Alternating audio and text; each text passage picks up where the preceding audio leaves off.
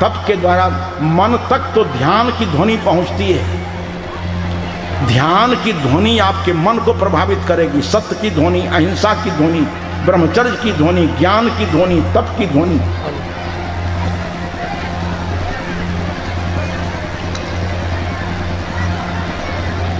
सदगुरु कबीरदेव ने कहा कि हरिजन हंस दशा लिए डोले।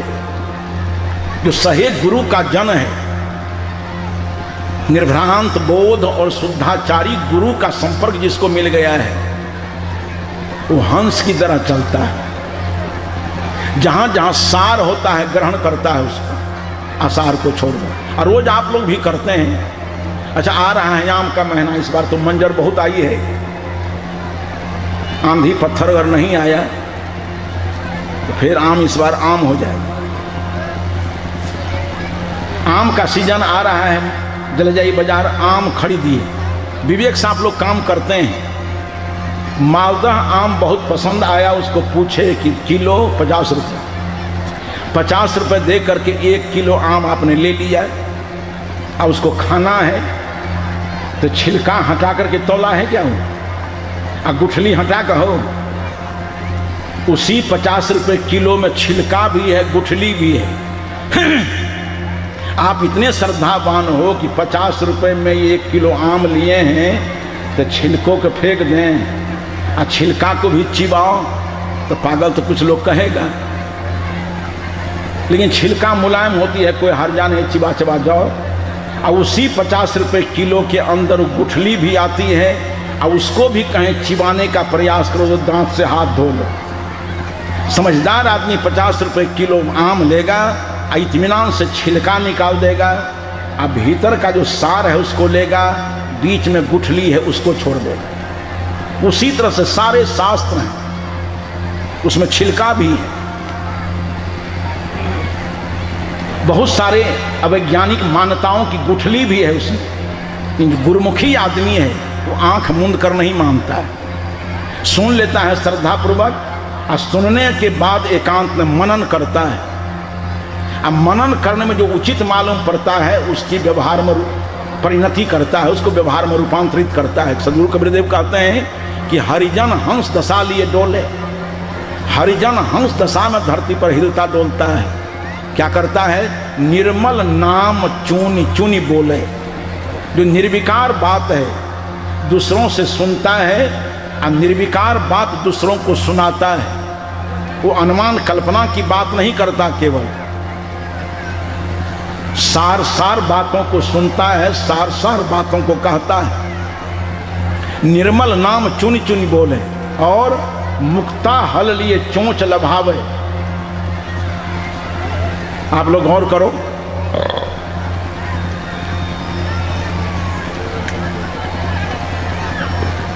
हमारे भारतीय संस्कृत साहित्य में उपमा कालिदासस्य, उपमा देने में कालिदास, भारवेर अर्थ गौरवम, भारवी कवि के पद में अर्थ गांभीर्य, दंडिना पदलालित्यम, दंडी कवि के पद में लालित्य भरपूर, माघे संति त्रयोगुणा, माघ कवि के महाकाव्य में अर्थ गांभीर्य, रस और उपमा।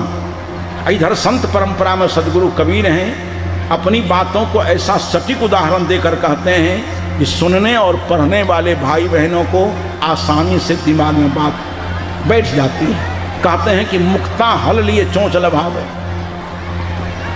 जो हरिजन है वो हंस दशा में चलता है, मुक्ति के लिए, कल्याण के लिए अपनी वृत्तियों को बाहर फैलाता है। अनुकूल अगर संग है, संत गुरुजनों का समाज है, माता पिता सामने हैं, आदर्श पुरुष हैं, भर निगाह उसको देखता है। अगर देख लिया कोई अश्लील रूप है तो पर्दा गिरा देता है। प्रकृति ने पर्दा दिया है नहीं, खेल खत्म हो जाए पर्दा गिरा देगा।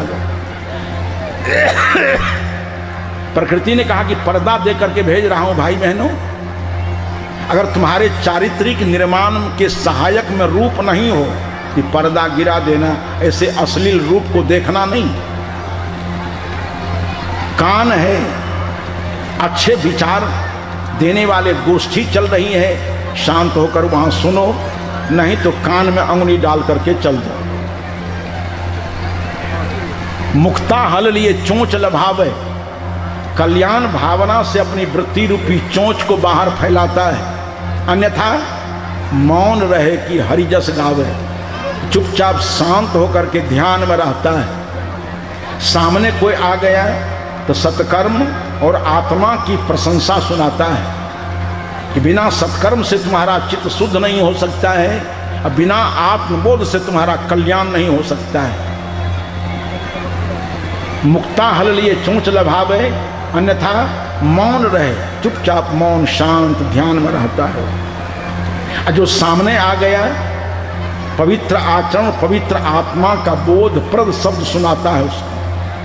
हरिजन हंस दशा लिए डोले, मुक्ता हल लिए चोंच लभावे, मौन रहे कि हरिजस गावे, मान सरोवर तट के बासी। हंस कहाँ रहता है?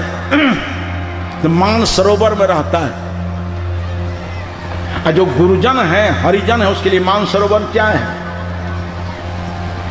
मान सरोवर के 3 रूप हैं।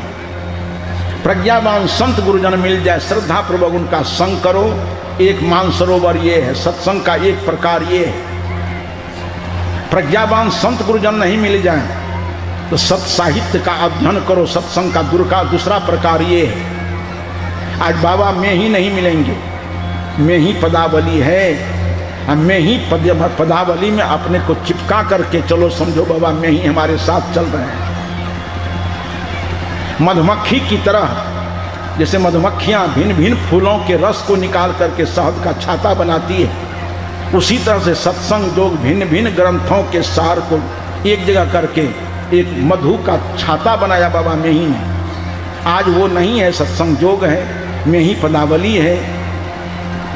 उनको आप श्रद्धा पूर्वक पढ़ते हैं, समझो कि हम उनके साथ चल रहे हैं। सदगुरु कबीर आज नहीं मिल सकते हैं। बीजक को आत्मसात करो, जो दुनिया की भाषा में भ्रम को निवारण करने वाला, सार को प्रदर्शित करने वाला, दुनिया की भाषा में अद्भुत ग्रंथ सदगुरु कबीर का बीजक है। बीजक बितावे वित्त को जो वित्त गुप्ता हो, ऐसे शब्द बतावे जीव को बूझे बिरला को। बीजक पढ़िए। मान सरोवर तट के बासी, वो हरिजन रूपी जो हंस है मान सरोवर में रहता है, उसके लिए मान सरोवर है सत्संग। सत्संग के 3 प्रकार। प्रज्ञावान संत मिल जाए तो श्रद्धा पूर्वक विनम्रता पूर्वक उनका संग करता है, नहीं तो मोक्ष शास्त्र का संत साहित्य का अध्ययन करता है। और साहित्य का भी अवसर नहीं मिला तो एकांत ध्यान में रहता है, संग करता है, स्वाध्याय करता है, या नहीं तो ध्यान में रहता है। मान सरोवर तट के बासी, जो हरिजन है संग में स्वाध्याय में या ध्यान में रहता है। मान सरोवर तट के बासी, राम चरण चित्त, हर समय गुरुजन का हरिजन का चित्त अपने स्वरूप में लीन रहता है। निरंतर यह समझता रहता है कि शरीर संसार विनाशी, हमारा शुद्ध चेतन आत्मा अविनाशी। वही आत्मा हमारा परम विश्राम का आधार है। तो रामचरण चित्त, उसी आत्म स्वरूप में उसका चित्त निरंतर निमग्न रहता है। और अंत उदासी, अंतबंत में देहा, ये अनंतबंत जो शरीर संसार है उसमें श्रेय नहीं, उससे उदास रहता है। शरीर से उदास, प्राणी पदार्थ से उदास, प्राप्त साधनों से उदास। तो मान सरोवर तट के बासी, राम चरण चित अंत उदासी। इतनी तत्परता जिसके पास है, उस हरिजन के पास कागा कुबुद्धि निकट नहीं आवे। कुत्सित बुद्धि रूपी कागा उसके सामने कौं कौं करने नहीं आए। कभी भी कुमति दुर्मति